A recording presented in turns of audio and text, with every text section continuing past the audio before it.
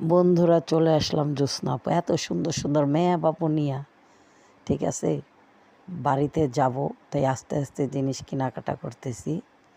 এখন আমাদের হলো ছেলে বাবু, তারপর আমরা মেয়ে বাবু একটা নিব, এটা অনেক শখ।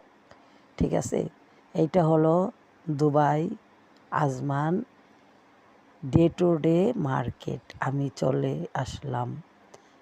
ডে টু ডেতে অনেক সুন্দর সুন্দর জিনিস পাওয়া যায়। আপনারা যারা বাহিরের থেকে বাড়িতে যাবেন, যার যার দেশে যাবেন, এই মার্কেট থেকে জিনিস নেবেন। এইখানে আপনার সব ধরনের, ওনাদের ব্যবহার খুবই ভালো। এখানে আপনি সারা দিন বইরা দেখেন, না নিলে সমস্যা নাই।